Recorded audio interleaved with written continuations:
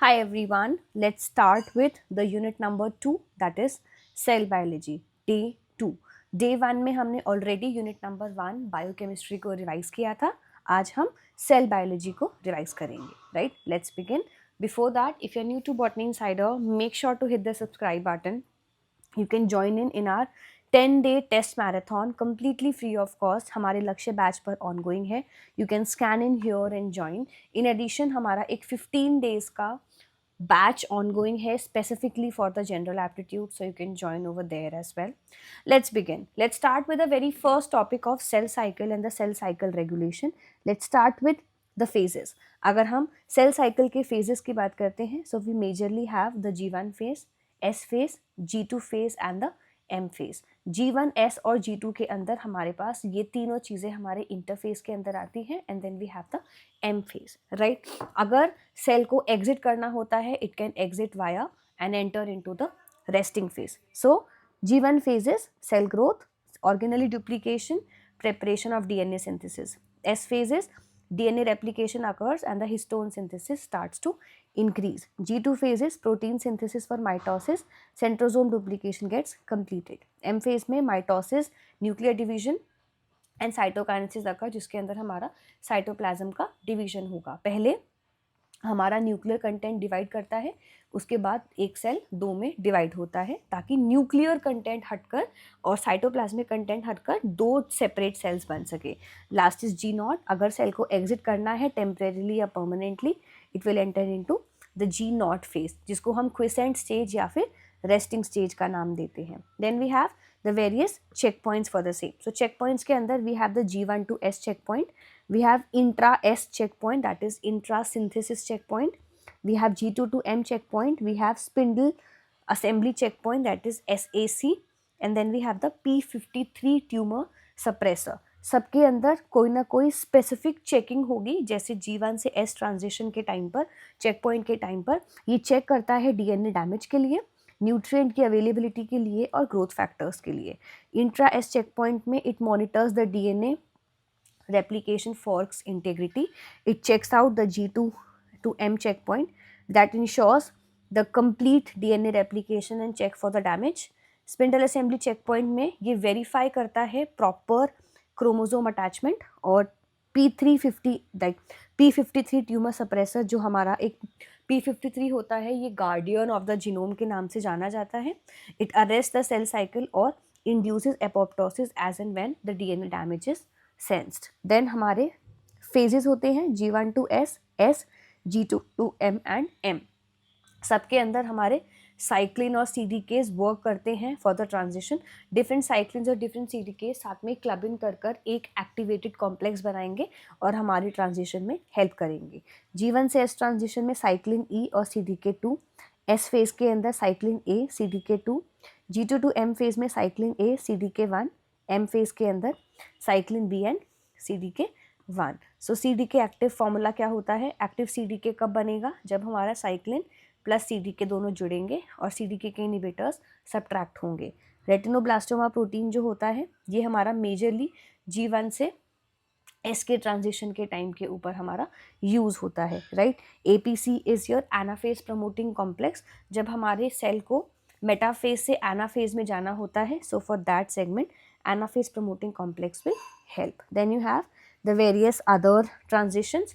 जब हम माइटोसिस के अंदर, जब हम M फेज में स्पेसिफिकली माइटोसिस की बात करते हैं, so we have various stages out there. For example prophase, metaphase, anaphase, anaphase A, anaphase B and then the telophase. Prophase 1 के अंदर हमारे पास क्रोमैटिन का कंडेंसेशन होगा, न्यूक्लियर एनवेलप का ब्रेकडाउन होगा और सेंट्रोजोम का सेपरेशन होगा.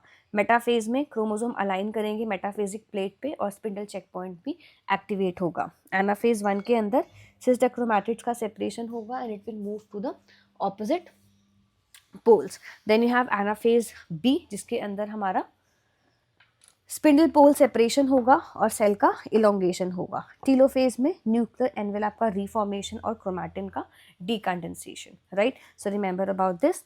फॉलोड बाय दैट मियोसिस, हमारा मियोसिस 1 या मियोसिस 2, डिपेंडिंग अपॉन कौन सा सेल पार्टिसिपेट कर रहा है, whether it is your autosome और whether it is your sex cell, हमारी माइटोसिस या मियोसिस का फॉर्मेशन यूटिलाइजेशन होगा। मियोसिस एक रिडक्शनल डिवीजन है। मियोसिस 1 स्पेसिफिकली उसके अंदर रिडक्शन होता है, मियोसिस 2 में इक्वेशनल डिवीजन होता है। साइनेप्सिस क्या है? It is homologous pairing via the synaptonemal complex formation, and then the chiasma formation via the physical manifestation of the crossing over events. Then cell death mechanisms की अगर हम बात करें, so 3 main cell death mechanisms होते हैं. First is apoptosis, then you have necrosis, then you have autophagy. Apoptosis का मतलब होता है programmed cell death, that is which occurs via the caspase activation. Then necrosis is uncontrolled cell death due to the injury or pathological conditions. Autophagy is self digestion process for the cellular component recycling. Next topic आता है हमारा cytoskeleton का। ये बहुत बहुत important segment है। अगर आपको ये PDF डाउनलोड करना है, you can download it via our Lakshya batch. You can WhatsApp me on this number, link description box के अंदर है for you to download the Lakshya batch, like for you to like get joined in the Lakshya batch. तो Lakshya batch में join कर ये PDF plus revision test में आप participate कर सकते हैं। डेली बेस पर एक फ्री टेस्ट कंडक्ट कराया जाता है, so make sure that you join in their and you can also download the PDF। सो क्रोमैटिन्स, अगर हम साइटोस्केलेटन की बात करें, सो साइटोस्केलेटन में हमारे पास सबसे पहले आते हैं माइक्रोफिलामेंट्स, फिर आते हैं इंटरमीडिएरी फिलामेंट्स और लास्ट में माइक्रोट्यूब्यूल्स। एक्टिन, जो माइक्रो फिलामेंट्स होते हैं, एक्टिन का बना होता है, G एक्टिन उसके बाद F एक्टिन में कन्वर्ट होगा। G is your globular, F is your filamentous one. Then actin polymerization, so actin ATP actin adds to the positive end. जब हम एक एक्टिन की बात करते हैं तो एक पॉजिटिव एंड होता है, एक नेगेटिव एंड होता है। आपको कमेंट सेक्शन में बताना है पॉजिटिव एंड का नाम क्या होता है और नेगेटिव एंड का नाम क्या होता है। गिविंग यू एन आइडिया, दोनों में से एक का नाम बार्ब्ड एंड होता है और एक का नाम पॉइंटेड एंड होता है। सो आपको उसी फॉर्मेट में आंसर लिखना है। Then F1 IF composition, that is your intermediary filament composition. So tissue specific होता है, उसका स्ट्रक्चर होता है 10 nanometres diameter, which is the most stable cytoskeletal element. Then IF assembly, so monomer से डाइमर, डाइमर से tetramer, then protofilament and finally the filament formation. Last is your microtubules. So यहाँ पर ट्यूब्यूलिन स्ट्रक्चर जो है, alpha beta tubulin heterodimers 25 nanometres का diameter होता है। अगर हम इसके ऑर्गेनाइजेशन की बात करें, सो सेंट्रोजोम जो है वो MTOC, आपको कमेंट्स में बताना है what is the full form of MTOC। It nucleates the MTs with the gamma tubulin. Then you have dynamic instability, so GTP cap जो है वो स्टेबलाइज करती है पॉजिटिव और नेगेटिव एंड्स को, प्रमोट करती है डीपॉलीमराइजेशन, राइट। सो GTP CAP से जब बाइंड करेगा उस टाइम के ऊपर हमारा पॉजिटिव एंड पर स्टेबलाइजेशन होगा। GDP ट्यूबुलिन जो है प्रमोट करेगा depolymerisation. MT, that is your microtubulin tubules motors, so kinesin and dynein. हमारे एग्जाम में ये क्वेश्चन आ चुका है, किसकी मूवमेंट किस तरफ होती है। Then you have the cytoskeletal elements, so microfilaments are there, intermediary filament and microtubule, तीनों का डायमीटर यहाँ लिखा है, कॉम्पोजिशन और main functionality. Make sure you keep a note of all of this, because exam में कहीं से भी क्वेश्चन पूछा जा सकता है। Examination is round the corner, so buckle up. Next बात करते हैं about the nuclear transportation, that is via the nuclear pore complex. जून 25 में भी यहाँ से क्वेश्चन आया था और उससे पहले भी बहुत बार इन सेगमेंट से क्वेश्चंस आ चुके हैं। Then NPC stands for nuclear pore complex. What is it all about? ये एक 8-fold सिमेट्रिकल ऑलमोस्ट 120 MDA और बना हुआ होता है न्यूक्लियोपोरेंस का।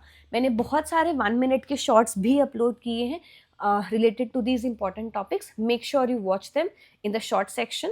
In addition, live classes में भी आपको ये content detail में मिल जाएगा.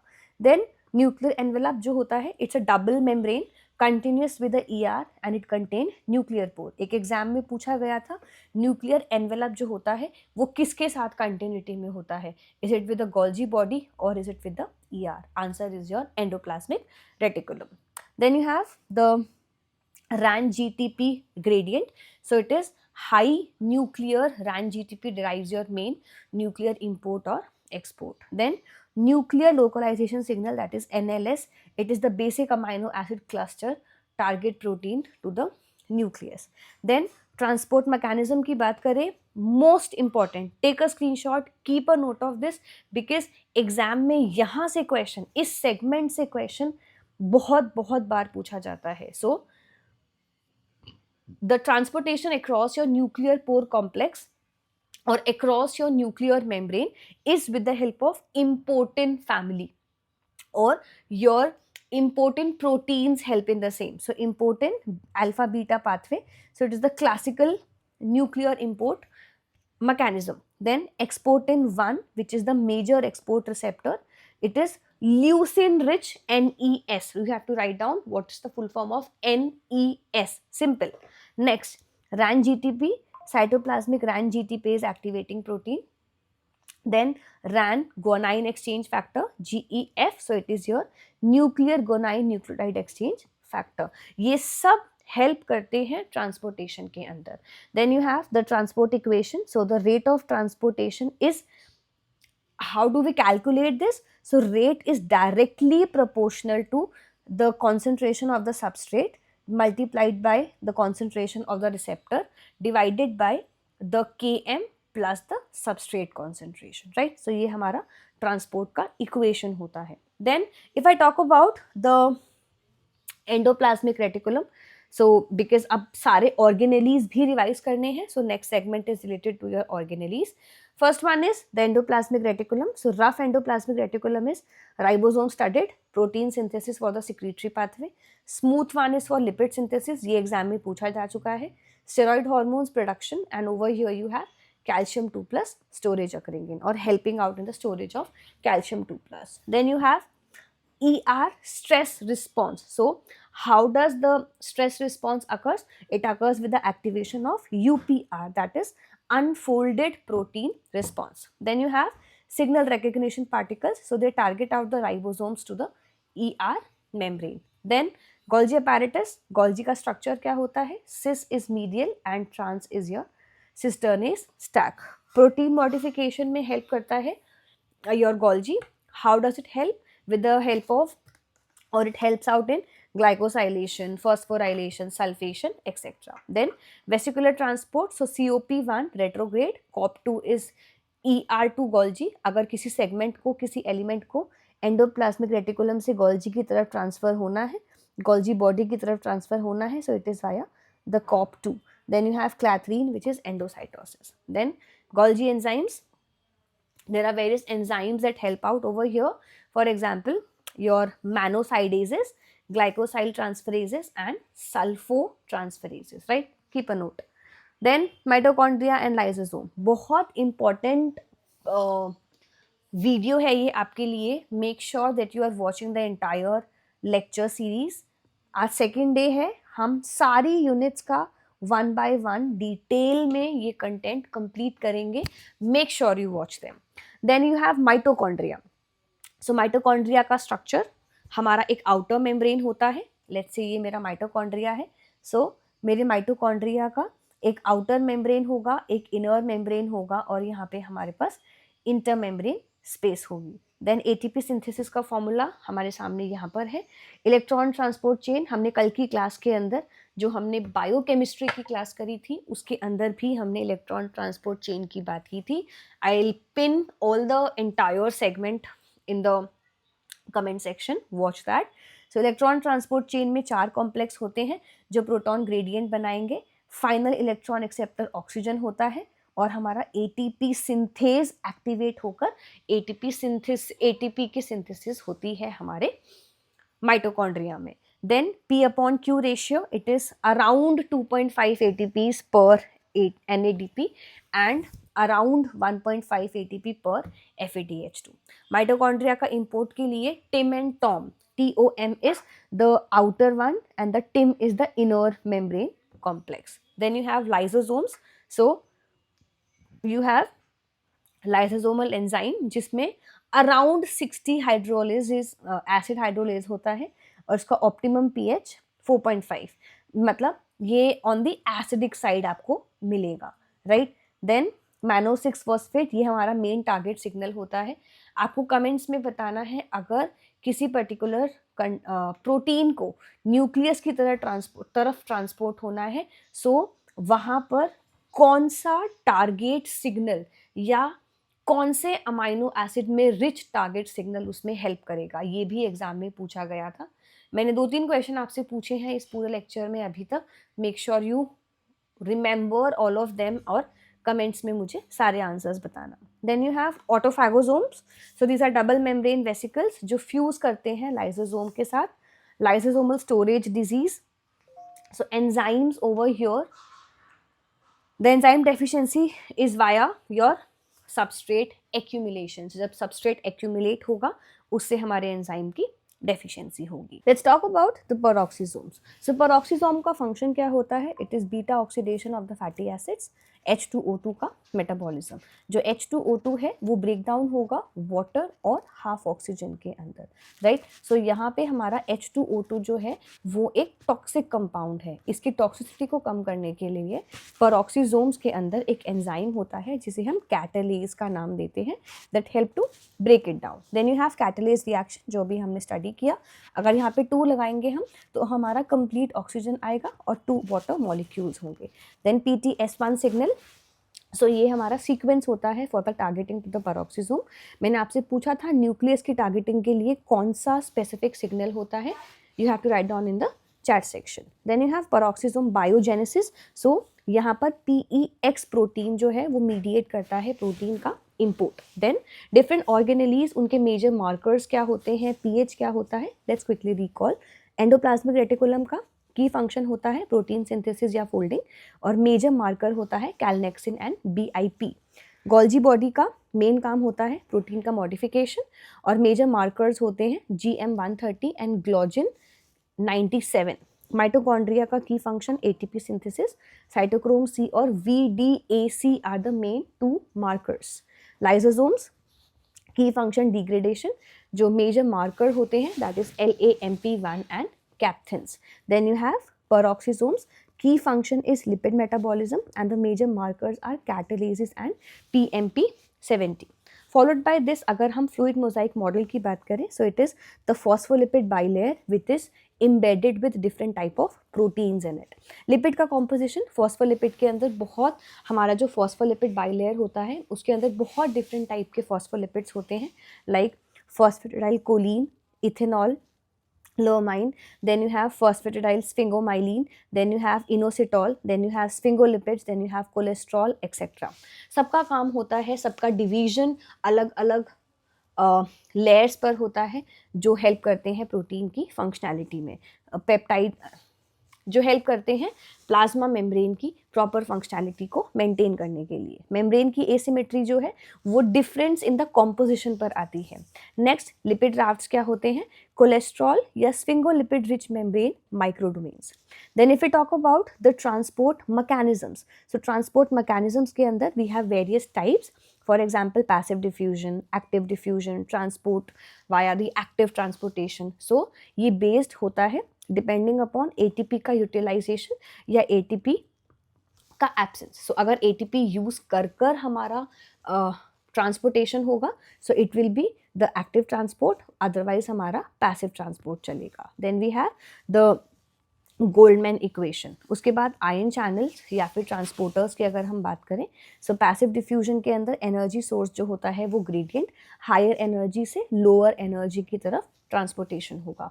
फैसिलिटेटेड ट्रांसपोर्ट के अंदर भी ग्रेडियंट हेल्प करेगा, for example glucose transporters, for example GLUT1, GLUT2, GLUT3, GLUT4 etcetera. Then primary active and ATP is the one, और sodium potassium ATPase is the major example. Secondary active transportation के अंदर ion gradient help करता है, और यहाँ पर sodium और हमारा ग्लूकोज के जो को ट्रांसपोर्टर्स होते हैं they are the examples. Then sodium potassium pump के अंदर 3 सोडियम आउट होंगे और 2 पोटेशियम का इंटरनल मूवमेंट होगा।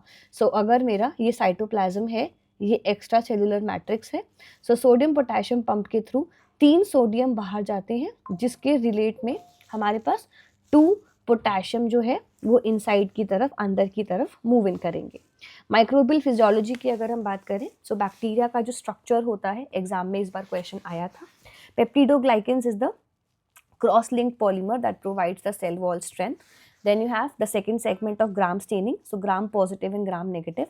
Gram positive is जहाँ पर हमारा थिक पेप्टिडोग्लाइकन का लेयर होता है, ग्राम नेगेटिव इज जहाँ पर हमारा थिन पेप्टिडोग्लाइकन का लेयर होता है plus the outer membrane. Then bacterial flagellas, so protein filaments for the motility that are driven by the proton motive forces. Then pili क्या होते हैं, ये हमारे हेयर लाइक एपेंडेजेस होते हैं for the adhesion and the conjugation. Next we have the bacterial growth. So bacterial growth के अंदर किस तरीके से हमारा बैक्टीरिया ग्रो करता है, ये हम बैक्टीरियल ग्रोथ फेज में स्टडी करते हैं। सबसे पहले लैग फेज आता है, अगर हम इसको और क्लियर तरीके से ड्रॉ करें और प्रॉपर तरीके से, if I draw it again, so this is first you have your lag phase, then you have your exponential phase, then you have the stationary phase and then the declining phase. जब एक bacteria की growth start होगी तो पहले वो अपने adjustment stage में होगा जिसे हम लैग फेज का नाम देते हैं। जब उसका एडजस्टमेंट हो गया वो एक एक्सपोनेंशियल ग्रोथ शो करेगा, सो वो एक्सपोनेंशियल फेज में आएगा। Then we have the stationary segment और लास्ट में हमारा डेथ होगा, मतलब जब रिसोर्सेज का कंप्लीशन होगा तो हमारे बैक्टीरिया की डेथ स्टार्ट होगी। जनरेशन टाइम का फॉर्मूला क्या होता है, generation time is equal to T upon N. T refers to the time and N refers to the number of generations. Growth rate constant क्या होता है, it is mu which is equal to this formula. Then you have exponential growth. अगर question में आपसे exponential growth पूछी जाए, so this is you have to solve in. Then bacteria का metabolism, you have aerobic respiration, anaerobic respiration, fermentation, etc. Aerobic respiration जहाँ पर glucose का complete oxidation होगा, अप्रॉक्सीमेट 38 ATP का फॉर्मेशन होता है। Anaerobic respiration, alternative electron acceptors, ये हमारे ऑल्टरनेट इलेक्ट्रॉन एक्सेप्टर्स होते हैं। फर्मेंटेशन में हमारा इनकम्प्लीट ऑक्सीडेशन होगा। Then you have chemolithotrophic growth happening, जहाँ पर हमारी जो एनर्जी है वो इनऑर्गेनिक कंपाउंड के ऑक्सीडेशन से होगी, right. Then we have the microbial genetics, जहाँ पर हम different type of segment study करते हैं, starting from your transformation, transduction, conjugation, plasmids etcetera. So transformation क्या होता है, uptake of free DNA from the environment. Transduction क्या होता है, the gene transfer via the bacteriophages. Conjugation क्या होता है, direct cell to cell DNA transfer. Then plasmids क्या होते हैं, extra chromosomal DNA elements that often carry the antibiotic resistance. Then further pointers about the antimicrobial mechanisms, we have the cell wall synthesis, we have the protein synthesis, we have DNA replication, we have membrane integrity. Cell wall का synthesis का target क्या होता है, it is the peptidoglycan. Example is penicillium, vancomycin. Protein synthesis ribosomes main target होते हैं और ये हमारे एग्जाम्पल्स हैं। डीएनए रेप्लिकेशन का मेन टारगेट होता है डीएनए गायरेज और ये एग्जाम्पल्स हैं। Membrane integrity, target is cell membrane and polymyxins are the various examples जो एक इनहिबिटर की तरह काम करेंगे। Then minimal inhibitory concentration, that is MIC, मतलब वो लोएस्ट कॉन्सेंट्रेशन जो प्रिवेंट करती है विजिबल ग्रोथ। Bacteriostatics का मतलब the one that inhibits the growth or that have a reversible effect on it. Then bactericidal, so these are the ones जो kill करते हैं बैक्टीरिया को with the irreversible effect. Last, quorum sensing and environmental stress responses. So quorum sensing के अंदर हम auto inducers के बारे में स्टडी करते हैं, biofilm formation के बारे में और virulence factors के बारे में। So विरुलेंस फैक्टर रेगुलेशन है जब बहुत सारे डिफरेंट पैथोजेनिसिटी जीन्स कंट्रोल करें हमारे कोरम को। कोरम का मतलब क्या होता है, कोरम सेंसिंग का सिंपल मतलब होता है किस तरीके से मेरे दो डिफरेंट बैक्टीरियाज एक दूसरे के साथ कम्युनिकेट करते हैं, राइट। एक होता है कीमोटैक्टिक्स और एक होता है quorum sensing. Quorum sensing means how are they communicating. Last is environmental stress response. So heat shock proteins, these are the chaperones, protein inducers at elevated temperatures. And SOS response, which is DNA repair systems activated by the DNA damage, REC-A protein mediated, right? So keep a note of all of these things. ये सबसे important 100 pointers थे। Quick revision के लिए आपको make sure करना है आप maximum output निकालें इन शॉर्ट सेगमेंट्स के अंदर से और क्विकली सारी चीज़ें रिवाइज करें. Let's have few other things discussed in. So if you want to download the PDF, join the Lakshya batch and download the PDF from there. Then key formula summaries. So cell biology के अंदर calculations हमारे इन segments के through हो सकती है. Generation time, bacterial growth, ATP synthesis, CDK activity, etcetera. कुछ important constants आपके सामने हैं. देन अगर हम टेबल फॉर्मेट में रिवीजन करें तो let's have a quick table format revision as well. So G1, S, G2, M और G0. सो किसकी ड्यूरेशन कितनी होती है आपके सामने स्क्रीन के ऊपर अवेलेबल है. सो G1 की ड्यूरेशन जो है इट इज़ 30 to 40%. S की ड्यूरेशन 30 to 40% अगेन. G2 की formation duration is 10 to 20%. M की 5 to 10 और G0 जो क्विसेंट स्टेज या रेस्टिंग स्टेज होती है उसकी ड्यूरेशन जो है वो वेरी करती है. It is completely variable depending upon कितने टाइम तक अनफेवरेबल कंडीशन रहती है उसके अकॉर्डिंग ही ड्यूरेशन होगी. देन ये products, check points, key events हम स्टडी कर चुके हैं. Then various check point control mechanism. So you have G1 to S checkpoint, then you have intra S checkpoint, then you have G2 to M checkpoints and then you have the spindle assembly checkpoint. So outcomes अगर by chance G1 से S checkpoint fail होता है cell cycle का arrest हो जाएगा. Intra S checkpoint fail होता है replication को हॉल्ट कर दिया जाएगा. G2 to M का checkpoint fail होता है we have the blockage in the mitotic entry and then we have the spindle entry checkpoint, so it will be your anaphase that gets prevented. Then cyclin and CDK complexes. So we have different cyclins working with the different CDKs in different phases at different threshold to perform different functions with different inhibitors. हर एक table आपको एक proper detailed तरीके से segments को revise करने में help करेगी.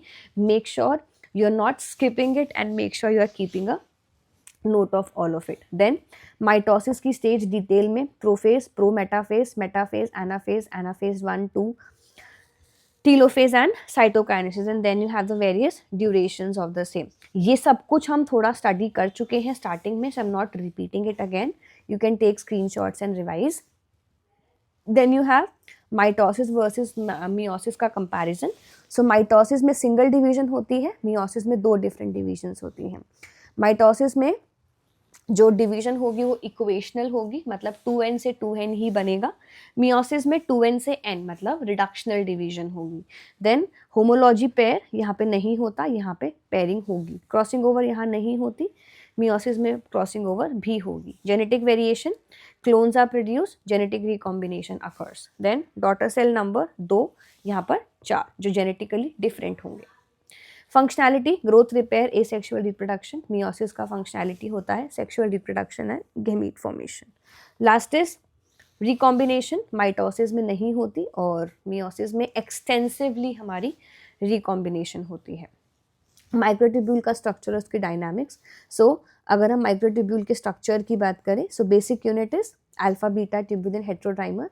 ये उसका significance. Diameter is 25, protofilament number is 13, nucleation site is gamma tubulin at MTOC, right? Characteristics, GTP cap, plus and stabilization, treadmilling, critical concentration and polymerization rate. किसी भी सेगमेंट से कैसा भी क्वेश्चन बन सकता है, so every point is important. Then G-actin, F-actin, thin filament, stress fiber, flamellopodium and phylopodium. So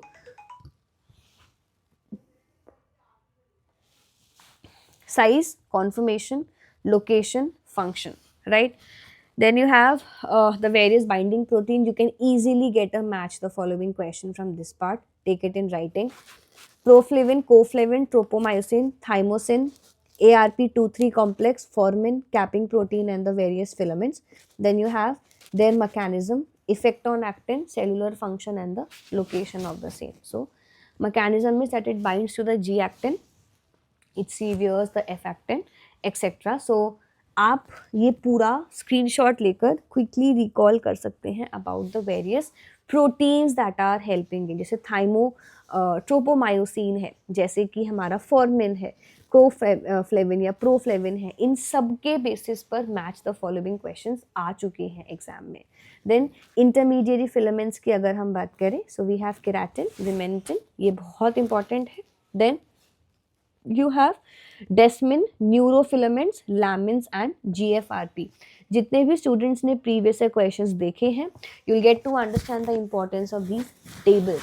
late me know in the comment sections कितने आपने डिफरेंट इंटरमीडिएट फिलामेंट्स का नाम प्रीवियस ईयर क्वेश्चंस में देखा है और सेम चीज़ यहाँ पर लिखी हुई है. जैसे विमेनिटिन स्ट्रक्चरल सपोर्ट प्रोवाइड करता है, केराटिन मैकेनिकल सपोर्ट प्रोवाइड करता है, राइट. न्यूक्लियर पोर कॉम्प्लेक्स की अगर हम बात करें, दैट इज योर NPC. सो इसका काम होता है, हमारे पास बहुत सारे डिफरेंट टाइप के कंपोनेंट्स होते हैं. न्यूक 98, 62, 54, 93, 214, सबके नंबर, सबका मॉलिक्यूलर वेट और सबका function.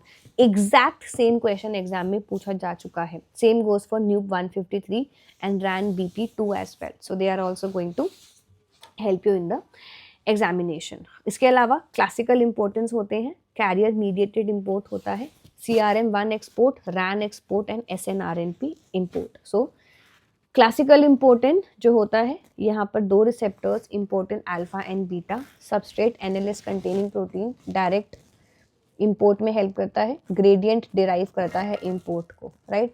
Then you have histone protein transcription factors, carrier mediated import, various important specific protein etc, RAN export, SNRNP import etc. then endoplasmic reticulum और उसका फंक्शन, ये हम स्टार्टिंग में स्टडी कर चुके. This is just an additional segment, आप ये study कर सकते हैं यहाँ से. Cis Golgi, medial, trans Golgi network, सबका अपना ऑल्टरनेट एक pH होता है, सबका एक डिफरेंट मॉडिफिकेशन होता है. This can be asked in the examination. Output products, आपके सामने आउटपुट प्रोडक्ट्स भी लिखे हुए हैं. Vesicular transportation, COP2, COP1, clathrin, coating. इसके अलावा क्लैथरीन की असेंबली अगर प्लाज्मा मेम्ब्रेन में हो रही है या फिर ट्रांस गोल्जी नेटवर्क में हो रही है, कहाँ डायरेक्शन होंगे, कौन से की प्रोटीन्स होंगे, कहाँ पर क्या प्रोटीन का कौन सा सब यूनिट एक्ट करेगा, हर एक चीज़ इंपॉर्टेंट है. ARF1 के बेसिस पर भी क्वेश्चन पहले आ चुका है, SEC 23, 24 के बेस पर भी, AP1, AP2 के बेस पर भी. So I have tried to make this entire PDF as important, like in the most detailed format possible for you. So it is in reality a all-in-one PDF, all-in-one lecture series जो आपको पूरा segment इकट्ठे एक साथ revise करने में help करेगा, right. So outer membrane, inter membrane space, inner membrane and matrix. So membrane के टाइप्स, आउटर मेम्ब्रेन जो होती है माइटोकॉन्ड्रिया की, वो परमिएबल होती है. Inter membrane space narrow space होती है, inner membrane space impermeable, and matrix is hydrophilic in nature, right. Then outer membrane में VDAC के की फीचर्स होते हैं, voltage dependent anion channels, function होता है सबस्ट्रेट की एक्सेसिबिलिटी और लिपिड की synthesis, right. Electron transport chain हम थर्ड टाइम रिवाइज कर रहे हैं. Complex 1, 2, 3, 4 and 5. Fifth is the ATP synthase. कौन सा कहाँ प्रेजेंट है, सब इनर मेम्ब्रेन पर.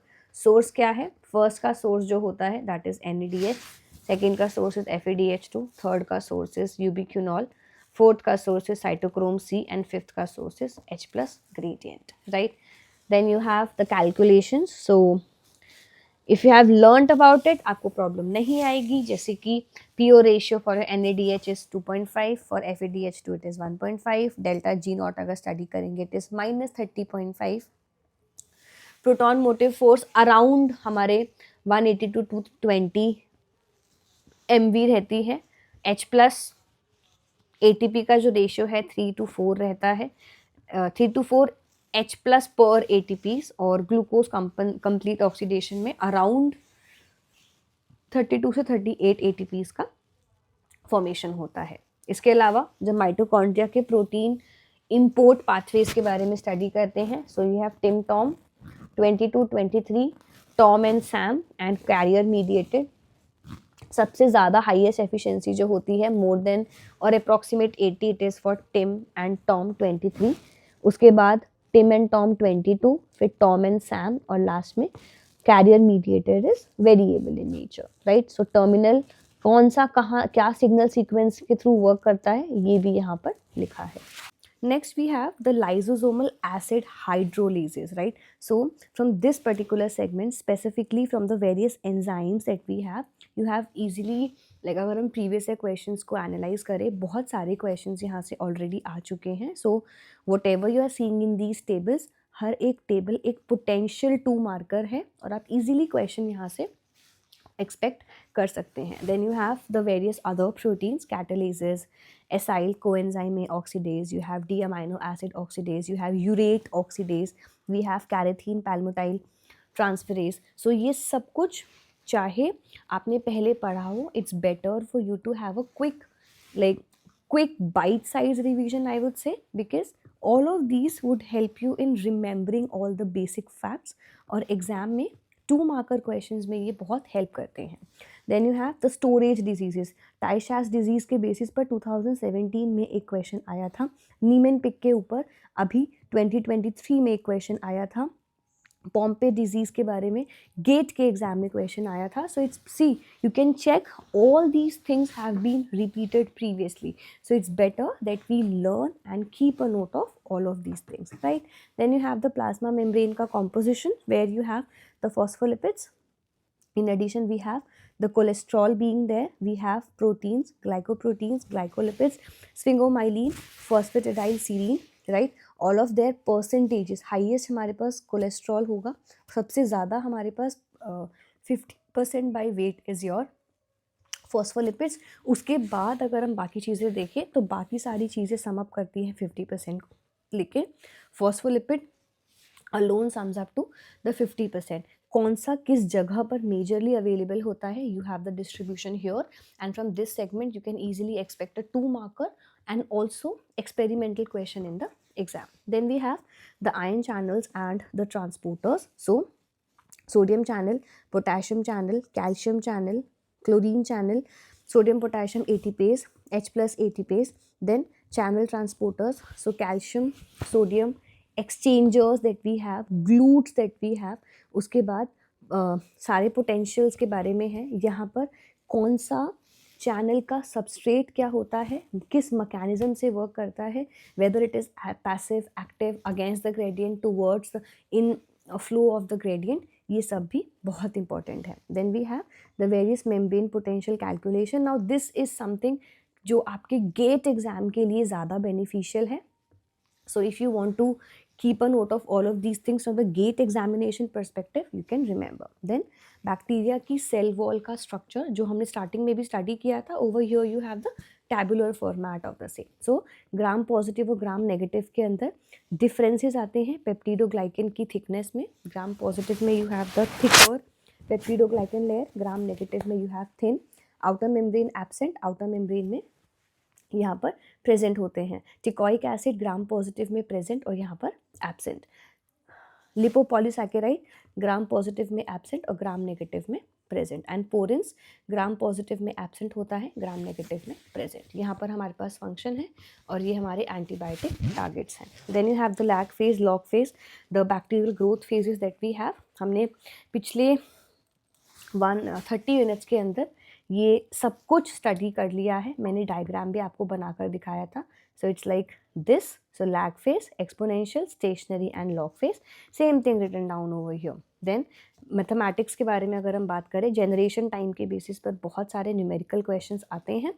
Growth rate constant, exponential growth, doubling time, and then the colony formation unit. So all these are important. Generation time की unit is minutes. So keep a note. हमारा जो E coli है उसका generation time is approximately 20 minutes. Then you have the metabolic pathway, so glycolysis, aerobic respiration, lactate, and then the ethanol fermentation, followed by that anaerobic respiration, chemolithotrophic respiration. Then glycolysis के अंदर कहाँ होता है, glucose के अंदर अगर aerobic respiration हो रही है, so you have glucose converting into CO2 and H2O. Lactate fermentation मतलब जब इनकम्प्लीट ऑक्सीडेशन होता है, so you have the glucose converting either into lactate और the ethanol part, right. Then requirements of oxygen, glycolysis में required नहीं होता. अगर मैं एरोबिक रेस्पिरेशन का इन टोटलिटी बात करूँ, so yes it is required. Lactate का फर्मेंटेशन नो, इथेनॉल का fermentation complete no, right. Efficiency highest हमारी एरोबिक रेस्पिरेशन की होती है और बाकी सबकी ऑलमोस्ट सिमिलर. एनारोबिक रेस्पिरेशन की एफिशिएंसी अराउंड 10 to 15% के अराउंड होती है, right. Then gene transfer mechanism, transformation, transduction, conjugation and the lysogenic conversions. Transformation के अंदर environment is the main segment. Free DNA का अपटेक होता है, कॉम्पिटेंट स्टेट की रिक्वायरमेंट होती है और लीनियर डबल स्ट्रैंडेड डीएनए का जेनेटिक मटेरियल यहाँ पर यूज़ होता है.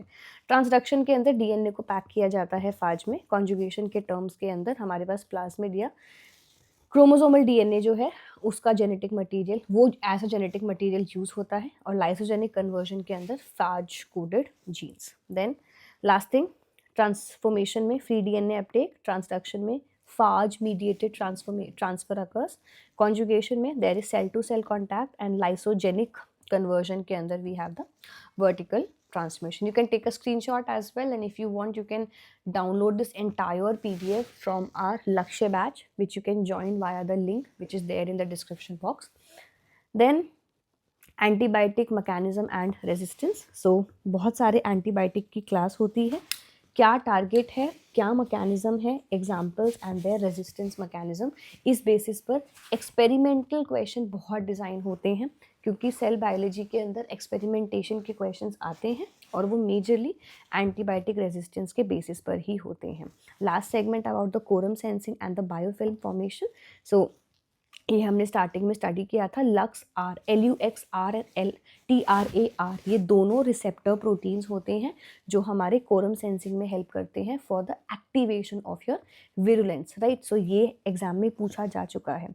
बायोफिल्म स्टेज के बारे में बात करें, सो पहले इनिशियल स्टेज होगी, then it will mature into the functional part, right. So these are the various segments which you have to keep a note of.